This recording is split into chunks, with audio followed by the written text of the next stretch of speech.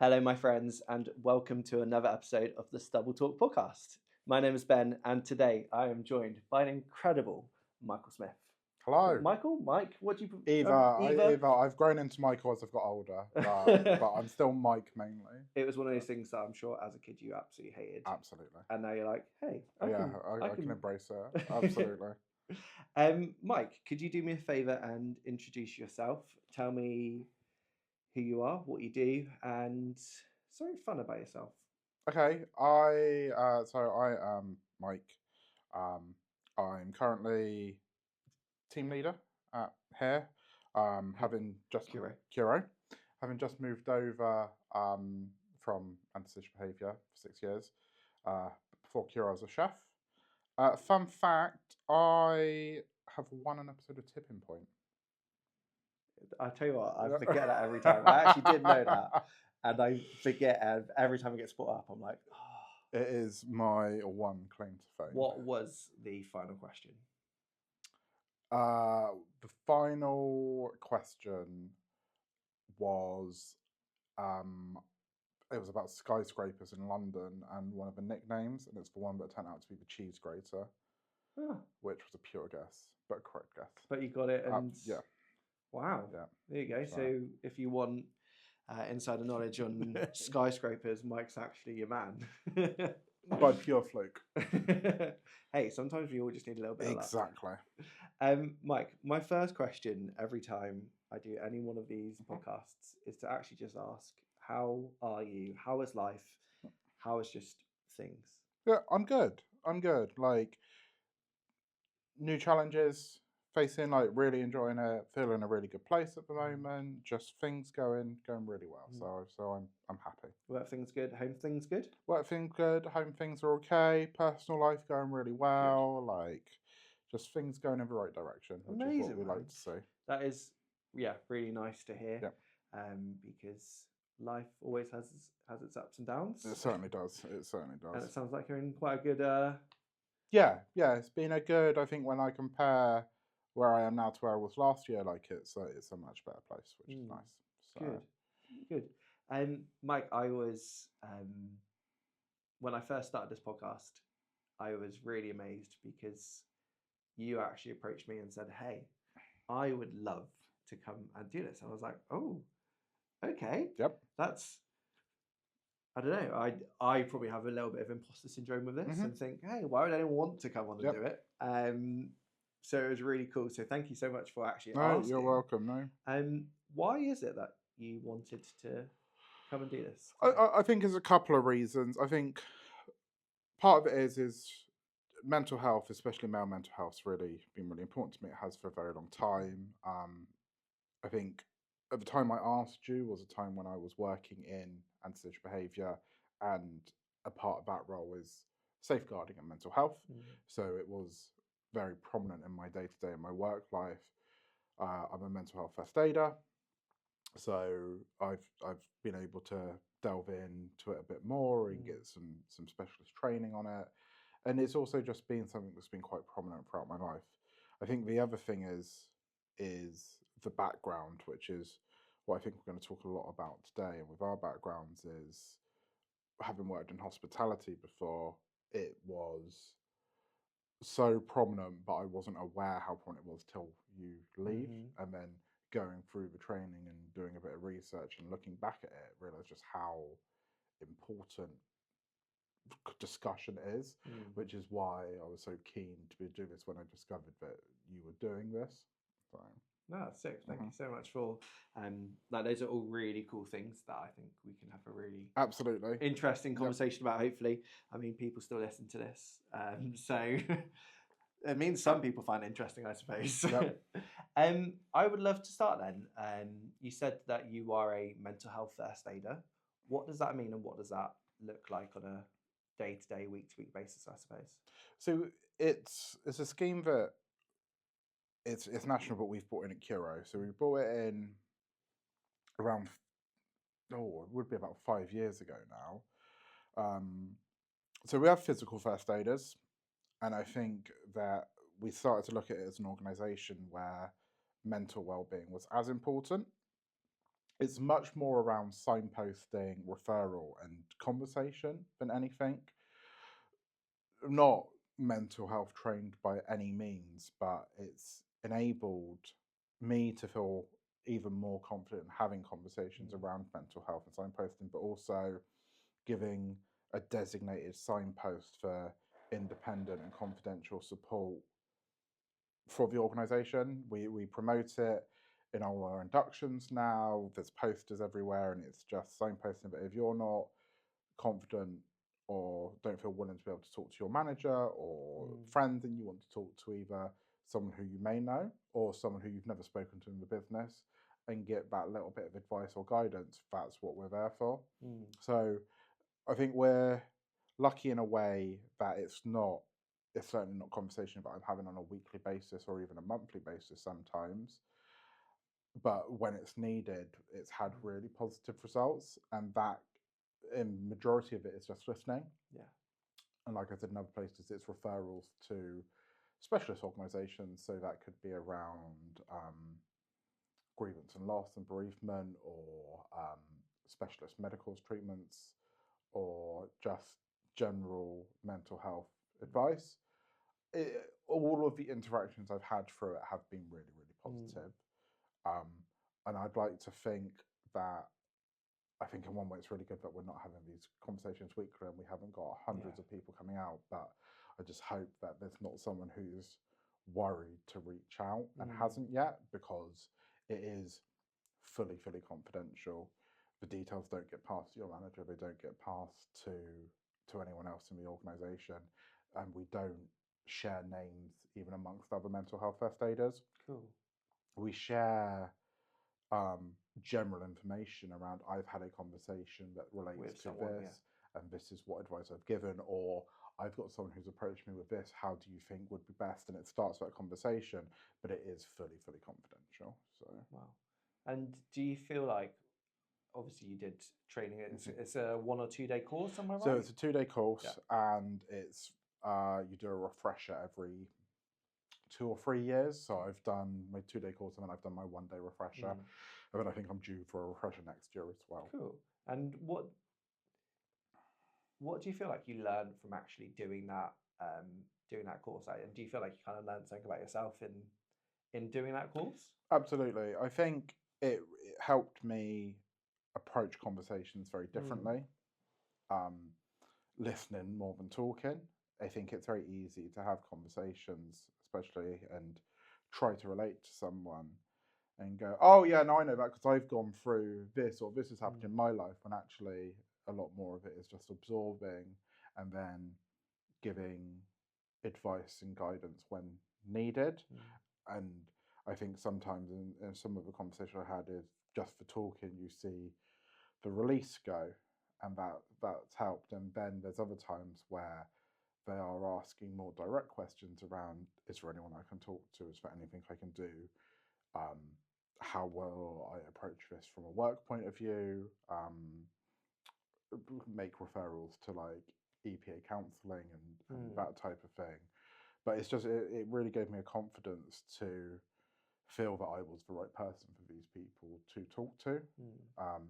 And then you've also then got the actual knowledge information around all of these referral points, some which I never knew before or wouldn't even consider. We've got referral points for Polish national speakers directly. So if you've got someone who feels more comfortable talking in their native language, they can do so, or referral points for around people with anorexia, so directly through Twitter. And it's just all of these agencies are out there in a time where services are being cut and everywhere. It's good to see that there are still specialist referral points for people. Wow, yeah, I had no idea that half of those things were things, and that's really interesting just to kind of hear from my own side, because I had no idea. And it's cool that you also didn't have an idea, and sometimes you do have to kind of go through that training, but then you have then that ability to signpost and to go, hey, actually there is this for you, and you probably don't even know about it. And because it is specialist, it's not necessarily something you would kind of shout about, I suppose, and go, hey, there is this. Absolutely. Something else which you brought up at the start of things you wanted to talk about was um, that you used to. I mean, you're on secondment, right? So, I am. so technically still are, but Yep. technically not. Mhm. You work in the tenancy compliance team, and you kind of said how you've seen, I suppose, a lot and dealt with a lot relating to mental health Yes. in that role. What has been the biggest challenge? Because I suppose it's a very complicated position to be in. Maybe would it be a good point to actually say what does working in tenancy compliance actually involve, and what was your job role? The easiest way I can explain working in tenancy compliance is 80% of the contact you're either going to be shouted at or you're going to be cried at. Wow. It is most difficult some of the most difficult conversations that I think we have as an organisation. You're dealing with victims of antisocial behaviour who could be going through the most traumatic thing that's happened in their lifetime, perpetrators of antisocial behaviour who may be acting out through different reasons, whether that's through mental health, through past trauma, or cries for help, or just general behaviour. We deal with safeguarding, so we look at child and adult safeguarding, domestic abuse, and then certain mental health issues such as hoarding. So it's a real mixed bag of what the team deals with. It's one of those things where we used to joke upstairs where it's like, oh, if you don't know who to send it to, then send it to tenancy compliance because they'll find out what to do. So it's a real 50-50 split in between antisocial behaviour and safeguarding. So the team is the lead for safeguarding. So if anyone in their business has a concern for someone's welfare, well-being, or general safety, it would then refer up to us. We'd then do an initial risk assessment, and then make referrals where needed, make contact, and deal with that. I think the most difficult ones, and sadly the most common ones we see, were people in mental health crisis, where there was either an attempt or a threat to harm or end their life. So that's the main part. I think the key part of your question, where what's the most difficult part of that, it's that real fine line between empathy and detachment. Yeah. The first call I ever took with it, where someone was making a threat to their life, it that resonates with you. Like, you're never prepared for your first time. As much as you've gone through the training and be prepared for, like, you will deal with these calls. This is what you do. This is when you call the police. This is when you don't call the police. This is for referrals you can make. It still doesn't prepare you for one person on the end of the phone that they're talking to. And then as that goes on, so I was in that team for 6 years. You do have to detach from it, because otherwise you end up taking it all home. And if you take it all home, then it starts to burden on you. But it's about having that detachment, but keeping that empathy there. And thankfully, that's something that everyone in the team still has, and there's no one who doesn't. And the right work is being done, but it's just a case of that being able to offload it and look at it from a professional point of view. That must have been really hard. It is really hard. Like, it is, and it's not a job for everyone, that's for sure. But it can be an incredibly rewarding job as well. Did you find that the severity and what you were kind of dealing with, like, had any impact on your own mental health, or did you find it fairly easy to manage? Because it must have been quite easy just to have those thoughts or recollections of conversations, or wondering about how someone might be doing after a potentially serious call. Like, how do you not take that home? How do you not let that affect? It's hard, and I think there's certain ones which stay with you more than others. It has been. I've been quite lucky where I haven't had anything carry with me too much, and we're quite lucky and we've got really good communication with a lot of agencies where we're able Great. to get the updates, so we're not there chasing answers or looking at what ifs, and the results that we get are mainly very positive and lead to a better place. There comes a handover point as well where we do hand over to specialist mental health services or adult social services, and they pick up and they then carry on. But it's hard. It is hard. Like, and I don't have a flat out answer into this is how I detach. This is how I don't. But it's I think it does become it's kind of helpful where it's such a fast-paced team that you can't linger on it for too long because you've then got another call coming through or you're then dealing with something else. So you kind of just roll with it. Yeah, and then by the end of the day, you've kind of yeah, forgotten in a good way. In a good way. Yeah. And yeah, I think that was something I noticed when I was working on phones. It's you kind of go through things so quickly that you almost that really challenging call or when someone shouted at you, you've kind of forgotten about it.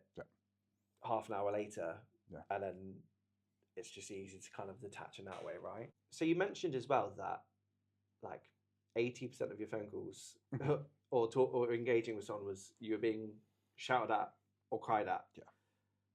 Is it easy to just when you've got someone shouting at you to like we all have that thing in us, right? To when someone's shouting at us to I think naturally put our is it fur up? Is that the phrase? And to kind of engage back, like especially when you're dealing with that volume of and I've seen some of it. Like, how do you detach when someone is shouting at you? And is there kind of anything that you could advise of when people are having to deal with those tough conversations that we all have in life, or when someone gets in your face for no reason? How do you deal with that personally? Yeah, I mean, I find the shouting conversations easier than the crying conversations. How so? I think I detach more from the shouting because majority of the time they're not shouting because it's me on the phone. They're shouting about the situation or they're shouting because I'm the person who's delivered them news as opposed to a personal message.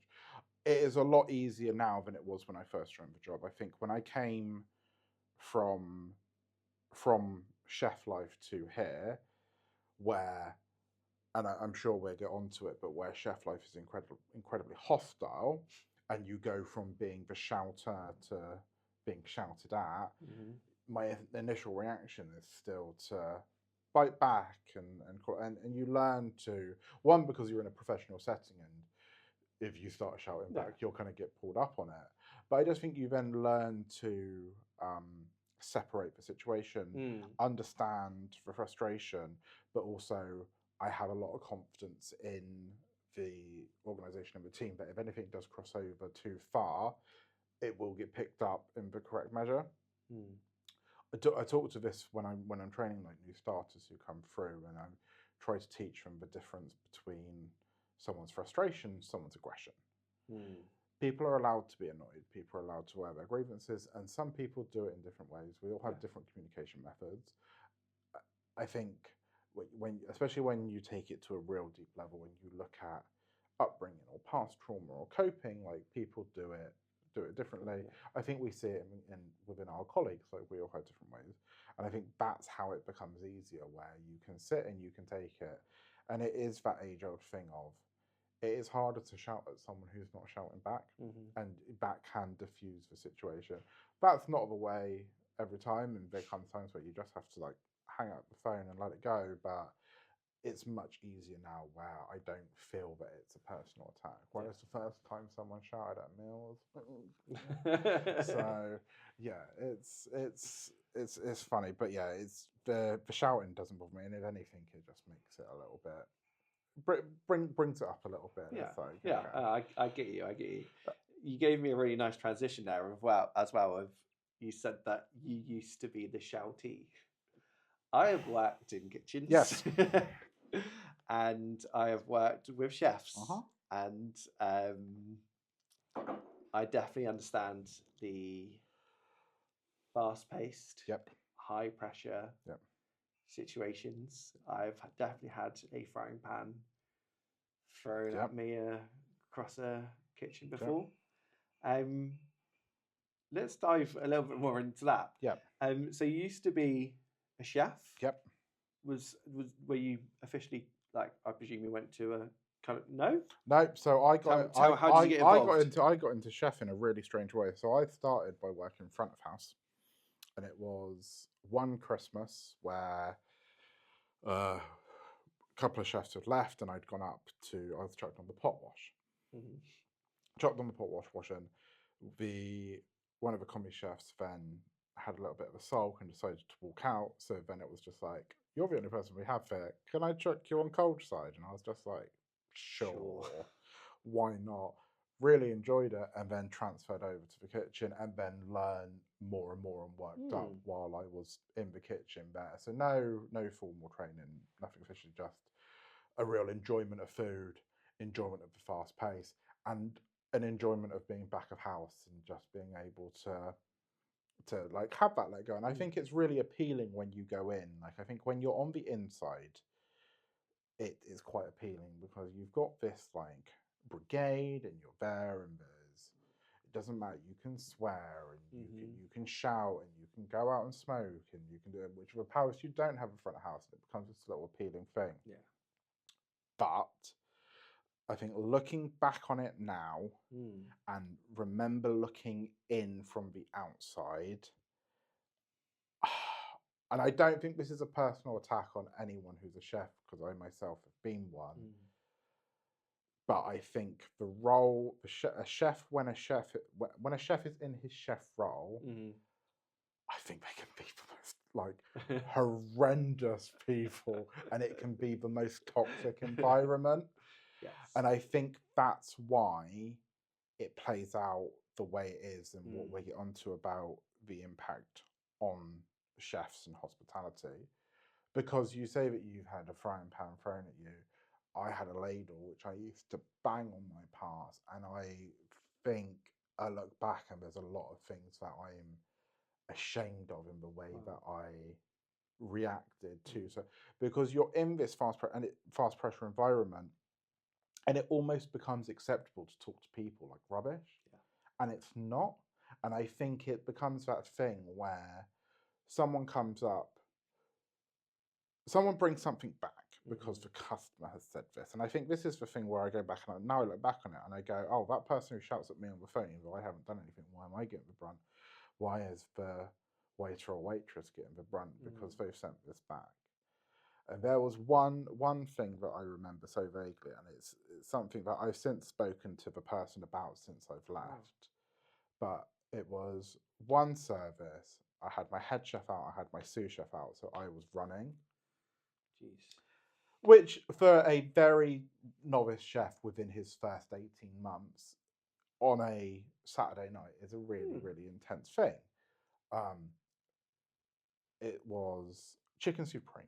So you've got this bone-in chicken thigh with new potatoes and peppers. I love that you can remember the exact dish Absolutely. it was as well. New potatoes, peppers, and cabbage, and then a garlic aioli. Really, really nice to skin on. I felt I'd cooked this perfectly with this perfect crispy skin. Send it down. So we had this like dolly pass that would go down. I don't think I know. I've got someone stood at my pass, quivering. Yeah. And we had this line, this physical line, which was, if you're not a chef, you don't cross this line. Mainly for health and safety, to be fair, because you've got fires and you've got flames and you've got. But she crossed over. And it was like, killing my party. And she's then saying, she's like, oh, this is overdone. I was like, it's not overdone. It's how it should be cooked.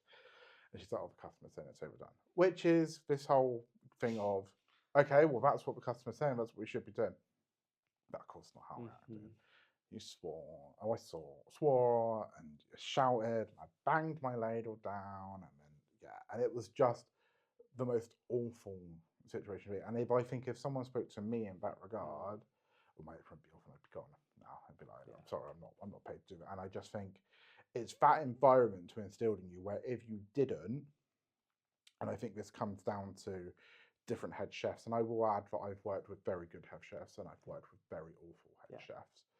And it was this case of, oh, if you didn't fight back at the bar staff, they'd walk over you. And if you didn't do this thing, they'd get away with it. And it's like, you kind of had to prove it. And it was quite like an old school, very, way very of, like, old doing school, stuff. very, very misogynistic in a lot of ways, and just not acceptable. And I think it's only after well, I say it's only after leaving, it was about 4 months before I left that I opened my eyes to it. And that's why I started to look to leave the industry, because this new head chef had come in, didn't like the guy, didn't like his style.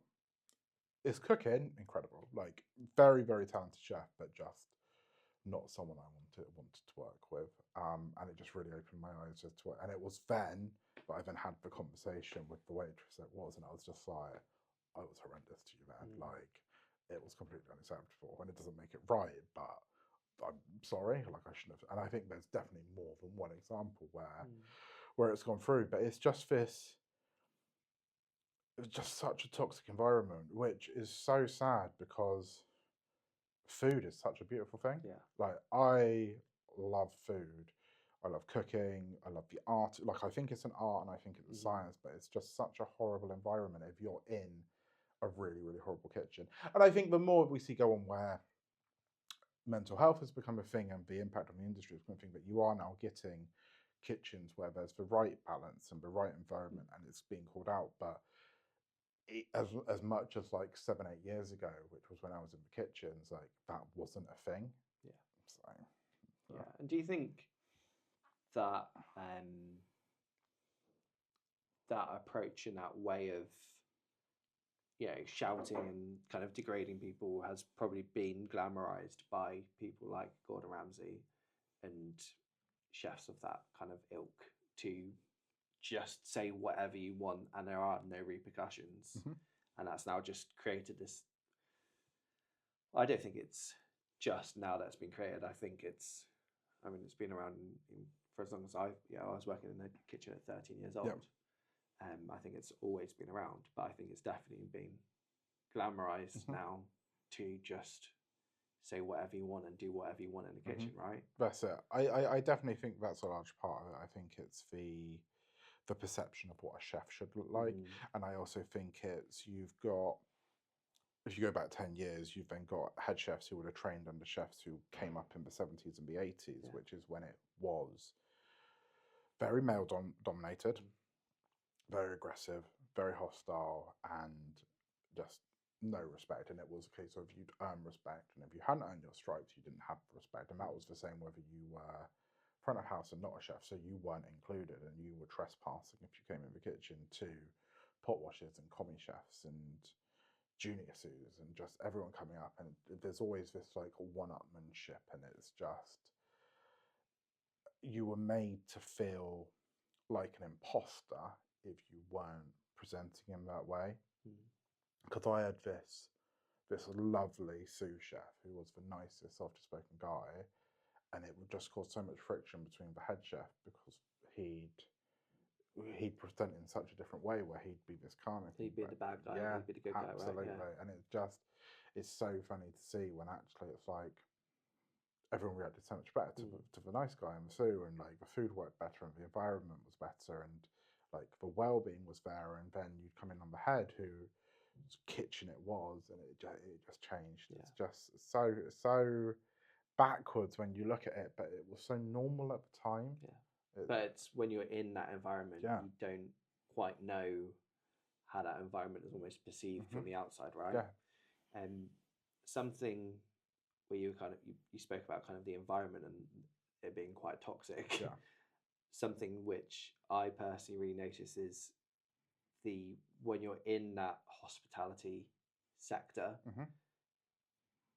it's so close knit, and you know, people literally just end up living with each other, having affairs with each other, doing whatever. But I think a really big thing is that all of those people then go out together, and alcohol is such a massive part of hospitality, right? I think the shifts that you work, and so you're working every weekend, you're working every holiday, you're working evenings. So when it comes out to finishing your shift and going out for an after work drink, or finishing work, there's nowhere open to go and have a coffee. Like it's a case of you go there. So the only people who are out at that time are hospitality. So you thrive off each other. It was abnormal to not have a drink when you finish a shift, which is so unhealthy when you think about when you look back at it, but it's so normal at the time. And it was never, you'd never go for 1 pint after. You'd go for, you'd always do a couple, and then you'd go in the next day, and then you'd do the same again and the same again, and it becomes, it's just a cycle, right? It's a cycle, and it's a dependency. I'm not a massive drinker myself. Like I don't drink a lot now, and I was quite lucky to not get into that cycle when I was in there. And it's the same with drugs, to be fair. Like it's a massive, massive culture where, like there's an old saying where like kitchens are run on cocaine, and it's just so normal again that it's scary, and it becomes a thing. And my kitchen wasn't that bad for it. Like I will be honest, like my kitchen was not one of those, so it was better. But I think when you look at the statistics of addiction within chefs and hospitality worker, it's so high.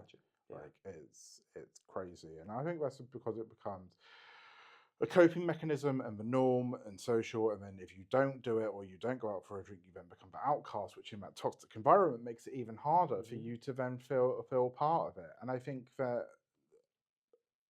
that's the good thing that is changing, because I still have friends who are chefs, and I think that culture is still there, and that culture will always be there within there, especially with the drinking, because especially if you're working pubs as opposed to restaurants, that's such like that's betrayed. But the awareness of it and the understanding and having that work-life balance is getting better from friends I still have in the industry. Like I think it's still got a long way to go in that regard, but overall, I feel like the industry is improving. That's nice that you actually still have connections there, and you actually feel like there is change, which is actually so good to hear.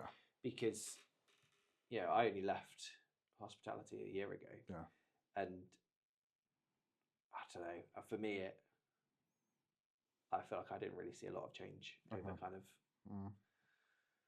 17, 18 years. But then I suppose when I also started at 13, I wasn't probably privy to. I think the thing that's nice is for friends who I have are working in restaurants that are being opened by 20-year-olds and 25-year-olds, people who are new to the industry and being able to do it in their own way, and have come from this. Like well-being was never a word, and work-life balance was never a thing, and it was a case of if you're doing any less than 60 hours, you're weak. Like, and I think that's not the case anymore. You're seeing changes in hours and availability. You're seeing like the way that pop-ups are working, and it's just. I think those ones are where I'm seeing the improvement, and those are the ones my friends work at. I think if you still go to your like traditional like chain or bread and butter or pubs, like that's where you're still going to have an issue, and there's a long way to go. So I think something you just kind of said about the hours you work as well. I was something which I was so shocked about when I started this job was that I was allowed to be ill. Yeah. Like I have had more time off in my current job, which is 5 days, over the space of 9 months, than I've ever had off in 10, 11 years of working in hospitality. It's mad. You're not made to feel ashamed of it. No, but when you're working in hospitality, there is a culture of you can't be ill, you can't be sick, you can't let down. You can't let down your team. Because absolutely.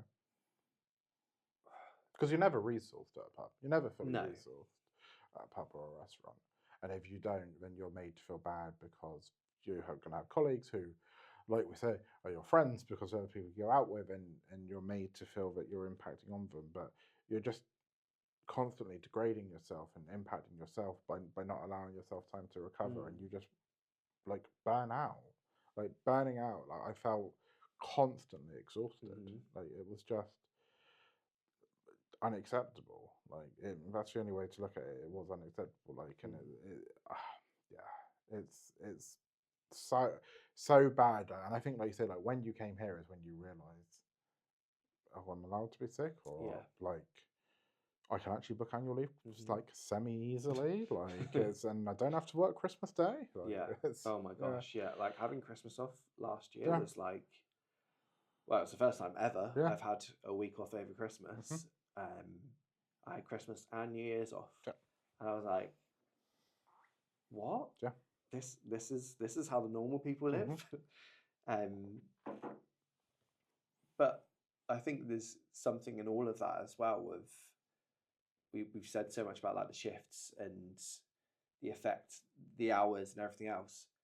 You don't sleep, No. right? And I think that's one of those things which goes so under the radar. And I was listening to a podcast in January. It's a Diary of a CEO, and he had on the executive medical expert of Whoop. Obviously, she knows her stuff, and she was saying that, like, if you're a shift worker, the average life expectancy is 15 years less because of sleep, because the lack of sleep, that the impact that has on your body, whether that's stress or illness. I was blown away by like the amount of research that has been done on the lack of sleep. And in hospitality, you are not paid well. No. Yet the long-term effects of physical health and mental health are not reflected in that pay at all.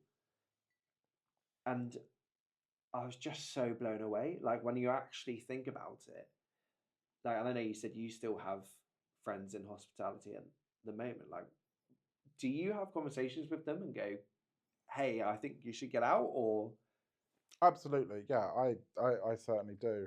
I was out the other weekend and met one of my friends who has been in the industry for such a long time, and they were just saying, they're like, I need to get out and done. It's like I'm sick of the weekends. Like I'm not having a life. Like it's impacting, and he's just like so burnt out with it. And I say, like, I think you need to get out of the industry. I think it's fun and it's enjoyable, but I think there's such a lifespan on it. Such a lifespan on it until you get to the stage where, I mean, it's hard, isn't it? Because you've got a passion for it. If you can get in the right environment, yeah, but it's not worth it. It's like, and I think that's why I look back and people say to me all the time, it's like, oh, would you ever go back to being a chef? And it's like, if I could do 9 to 5 Monday to Friday, absolutely, but you're not going to get that, and not for good enough money with the right resources and the right balance and well-being. It just doesn't exist in the industry. It's impossible. 100%. And I suppose in kind of all of that, how was your mental health when you were working? And you sounds like you had probably some degree of burnout at some multiple points, and the shifts and the culture and the toxicity. How did you get through it and make it out? I was burnt out. I was constantly angry, and that was the thing. That was the real thing for me, was I wasn't happy constantly being angry, knowing I was going into work, going to have a fight, gonna be annoyed. And that was just, it wasn't me. It was then starting to impact my personal life, impact my relationships, and it just wasn't enjoyable, and it killed the passion a little bit. And when you then lose the passion for the food is when it's all gone, and it's just not a job you can do if you're not enjoying it. So that's when I started to look at trying to find something else, and it was a case of I'll do anything, like anything that's going to give me a bit of routine and rhythm, and hopefully a little bit more money, which, let's face it, isn't hard to beat when you're in hospitality, because it's not like you're being paid great. So then I found here, which was going to be a 18-month stopover while I find what I really want to do, and I hit 7 years in September. So Wow. yeah. So would you say you've kind of found what Oh yeah, you want to do? absolutely. Like I think it's working in housing isn't something I ever thought I'd do, but it's something that I've learned to really enjoy. Like my knowledge has come up, and there's a lot of progression going forward. So yeah, so I'm definitely a lot more content now, and happy with it. So Do you feel like that was partly through finding like fulfillment in your day to day, or do you feel like it was the switch in environment? What do you feel like it is that's actually like really made that difference to you? I think the emphasis on well-being and the ability to have that work-life balance has been massive in there. Being able to hone your skill and learn your knowledge helps as well. And I think when you enjoy something and you're confident in what you do, that helps you go through. And that's something I've been very lucky that I've been able to do. Like I've been able to very quickly expand my knowledge, grow, share it, and use it. And that's been the big thing as to why I think I've been here so long. So, and don't plan on going anywhere anytime soon. So, which is good. Yeah. Something I wanted to bring up, which actually you brought up to me, was the Burnt Chef project. Yes. So I went out and looked at kind of their website. It's their group that I was group. I don't know if that's the right word, but organization. Yeah. That I was kind of familiar with. But spent some time like researching their website and looking at some of the stats which they've put out, and I was blown away by some of the research that they've done. So it says, so the Burnt Chef project said that 84% of people that they have spoken to have experienced mental health issues. It's 84%, and 46% would not feel comfortable talking about their concerns with colleagues. Like those numbers, like that's basically 9 out of 10 people have experienced mental health issues to some degree in hospitality, and basically half would not feel comfortable talking about their own mental health concerns. The sad thing is, I think that second number, I'm surprised that that's as high as it is. Wow, really? Because I don't feel that, and maybe this is something that has changed, but certainly at the time I was in the kitchen, we were never having conversations about how we were feeling or showing a sign of weakness. So I think there's still a long way to go, and I don't think it's acceptable. But that number of saying that, this is quick maths, what 54% are confident to have those conversations, that's higher than my experiences. The first number basic, that does shock me, but that is I was high. surprised it was that high. Yeah. Because I think with all the other stats which have been published over the last couple of years about people experiencing mental health, I think it's like 1 in 3 or 2 in 3. I can't remember, but even then that's only 66%. Yeah. So that's still such a proportionate jump up.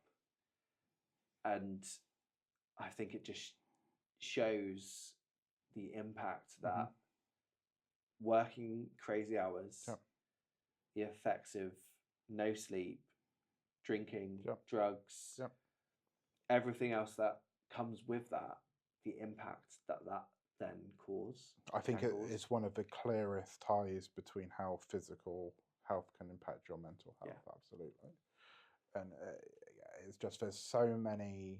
I think if you were to pick one of the things to go through, you're going to see that would have a decline on anyone's mental health, whether that's the alcohol consumption or the lack of sleep or the aggression and hostility. But when you put all of them in there, it is no wonder that everyone's been impacted by it. The Burnt Chef project, it's an organisation that I discovered after I'd left the industry. So it wasn't anything that I was aware of when I was in there. I want to say it was founded around 2018, which was after I'd left anyway. But I discovered it. So a couple of weeks after I'd joined Curo and I'd basically agreed to carry on working weekends for around 2 months after I left, just because it was a case of, one, it was that whole, when you go from being paid weekly to being paid monthly, to lose it all, and then have to last 6 weeks till your first pay. It was like, I'm going to carry on working weekends just so I've got a little bit of money coming in, but also just for, oh, you're made to feel bad because you're leaving the industry, when I should have been like, you know what, this is for me. Like, see the guilt tripping culture that is in, yeah. So I'd handed my notice in. I'd stopped working full time. I was only working the weekends, and I'd started here. And about 3 weeks after I started here, I got a call from my GM, and our assistant manager had taken his own life. He was really new to our pub, but had worked the industry for many years. He took his own life, and that was a massive like kick and wake up call, like in cementing that I'd made the right decision. I can't speculate as to why, and I can't say, oh, it's because the industry weighted that, and that's not what I'm saying at all. But I just think that there and there, seeing that physical toll and knowing some of the details as to what was going on, just can't have helped. And I think it was a big wake up call for a lot of people who were working in the pub that I was in. So.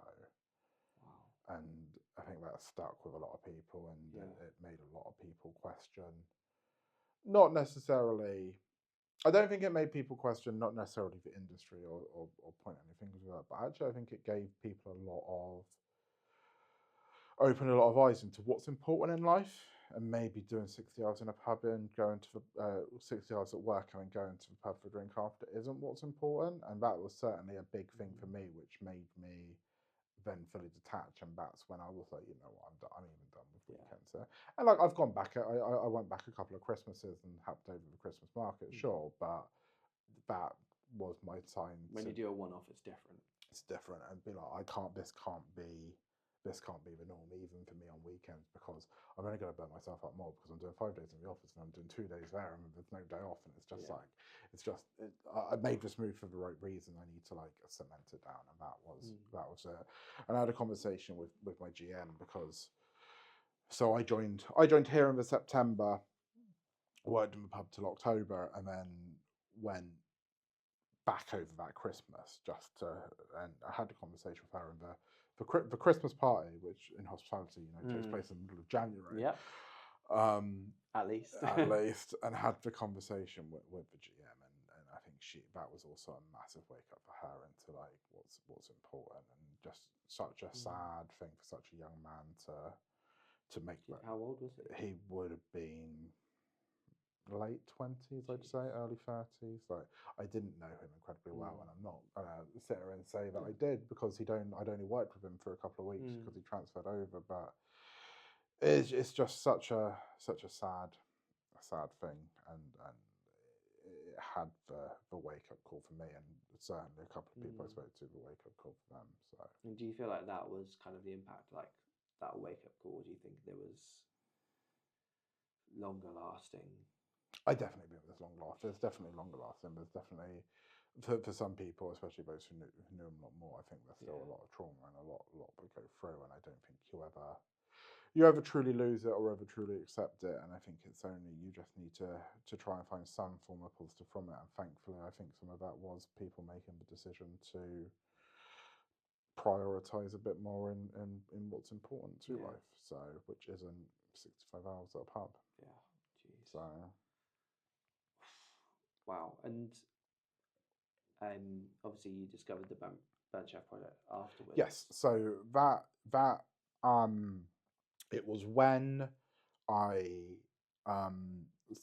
was put forward to become a mental health first aider, and I was looking at all these things. But one thing that I didn't see in our referral pack was specialist referrals around hospitality. But a conversation was had with the trainer, and a couple of other people who I worked with had also come from the industry before, and we were talking about the impacts on it. So there's certain stats around which occupations have highest mental health and highest suicide rates, and farmers and rural workers are one of the highest suicide rates going forward, and a lot of that is around access to firearms, access to machinery, and that type of thing. And I was very shocked to not see hospitality in there. And that's when I started to do some research myself, discovered the Burnt Chef project, and started to see the work that they do. We each took on, last year, we each took on trying to do like a specialist month to bring promotion. And I done that, so I got in touch with them, got some information from them, and just started to share awareness. As much as we're not in hospitality in this industry and we're very far from it, I think everyone knows someone who works in a pub, in a restaurant, in a bar. And I just think it's just about that awareness and that outreach that they do, because they can help with referrals, they can help with conversations, and I just think, if anything, just open the eyes into having these conversations. I think they do a lot of work with chains and businesses to try and promote that conversation, and I think the conversation is the big thing. And actually, if you can start that conversation and you can start to call out toxicity, the bad chefs will leave, or the bad chefs will be made to feel that it's not acceptable. And I think that's what needs to change. I think the industry can change for the better. I think it's a long way to go, and I think it's going to be a big old fight.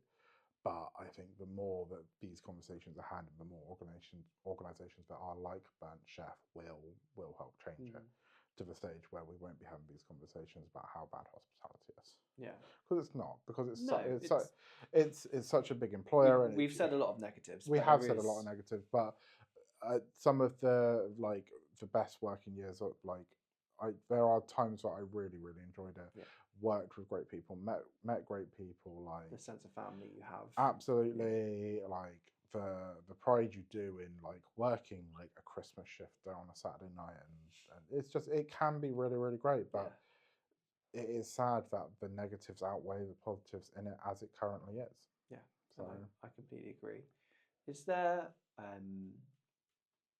any advice that you could give actually to people who have friends and family who still work in hospitality? There's something you kind of touched upon of, I think as part of that project you were doing of actually how we can actually outreach. Like, is there a way that we can, if we know people and friends and family, like how we can actually give support to them? I think the big thing is to try and get them to look at the balance. Look at what's worth it and what isn't. And if you feel that you've got a good balance and it's there, then absolutely fine. But not be afraid to accept that it may not be right. Try to look at the trends and what's the norms, like we said, like the going out every night, what works, and also try and have a look and see if the environment, if you're in, if that's what you're meant to be. I think it's very easy to fall into that. And I just think it's about trying to do that outside perspective into what's right and what isn't. And for some people, it is absolutely fine and they thrive off it. And I don't think there's anything wrong in saying that. And I don't want it to be, I don't want every single chef to decide to leave the industry, or every single bar staff to leave, because that's not the case. But I just think it shouldn't be acceptable for the level of toxicity that there is in the industry. So, and I think the stats that they show, and I know those numbers, they were 2023, so that's not, we're talking most recent data, and that isn't acceptable. No, not at all. So kind of to wrap up that little piece there, it's actually reach out to those people and give them support, make sure they're happy, and if they're not happy, find out if there's things that we can support them in to make little changes. And if there is an underlying issue of they really hate this job or whatever, it's giving them then support to get out of that. And that should be kind of the and unionize. And that's the dream. That's the dream. So Mike, to wrap up, I always ask the same two final questions. My first one is, I think you've kind of touched on this a little bit actually, but what is your personal dream? I think it's really important that every single person has a dream. It's so funny what we've just spoke about, because I have two, and one of them's a food truck, which is ironic given the industry going through, but this would be mine, and this would be on well-being, and it would be ours and done in the right way. And my dream, I want an antique shop.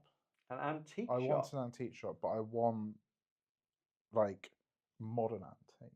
I Okay. want to bring in like the 80s and the 90s nostalgia, and I Cool. want those. I don't want rusty old clocks Uh-huh. and So you want mini like a grade vases. 1 Charizard. I want grade 1 Pokemon cards. I want 90s wrestling figures. Yeah, I just want Dreamcast, and I just want old school secondhand. Like, yeah, that is the dream. Dude, that sounds Yeah. sick. Like at first I was like, oh, Mike wants like Yeah, teacups absolutely and not. no. Absolutely Dude, that not. is Yeah. a sick idea. Yeah. Like I think it's such a market for us. Like So, at the moment when like yeah. that nostalgia is Yeah. booming, I would Yep. be if you want to start this up. That's the dream. Yeah. And then my final question, Mike, to wrap up, it's so important that we talk. Yes. And the whole reason why I started this is to have conversations. So on the back of today's conversation, who are you going to go away and talk about mental health with? I think it's going to re-spark the conversations I have with my friends who are in hospitality again. Right. I think it's very easy to forget, and I just think by saying, "Oh, I've had this conversation with someone who previously worked in the industry, and this is how we felt, and just how are you feeling, and what do you want to look at?" And I just think it's going to restart those conversations again.